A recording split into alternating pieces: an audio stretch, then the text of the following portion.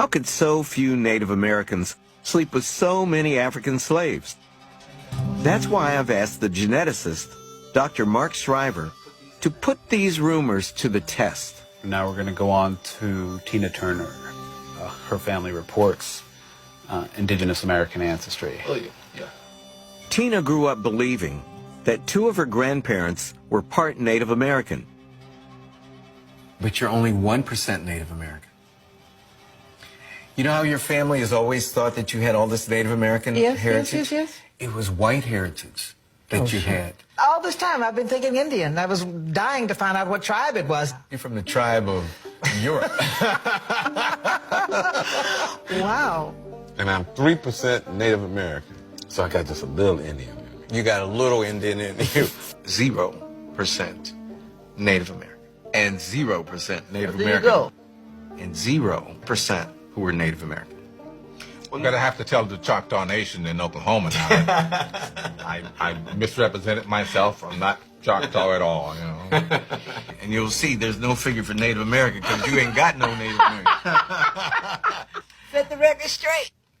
Even Don Cheadle, who we would expect to have some Native American ancestry because of the connection to the Chickasaw, members of your family owned by Native Americans. But we don't find any. Wow. And you're not alone in not having any measurable Native American ancestry. 1 in about every 20 African Americans only 1 in 20 has any significant amount of Native American ancestry. So apocryphal. Yeah. No. Turns out they didn't really dig you that much.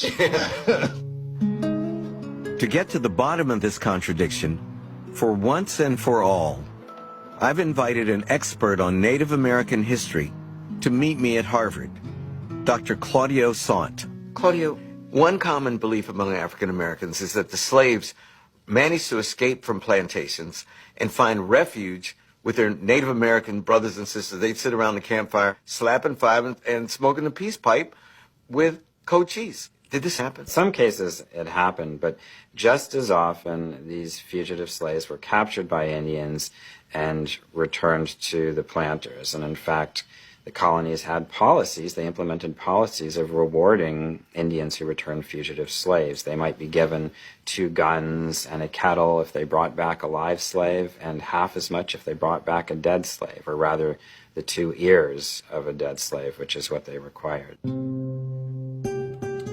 According to Claudio, substantial social contact only occurred in the early colonial era when settlers enslaved Native Americans. Black Americans today have an average of 16.7% white DNA. I've taken my African ancestry, where they found that I'm a part of the Mende people from Sierra Leone. Now, they don't do percentages. They just find out the most dominant strand. I also did ancestry. Friend. Miss Mama over here sitting at 26%. I saw this triggering ass post of how slaves was so common that Black Americans today have an average of 16.7% white DNA. Add up my ancestry, tell me what you get. That Black Americans today have an average of 16.7% white. Well, look at her.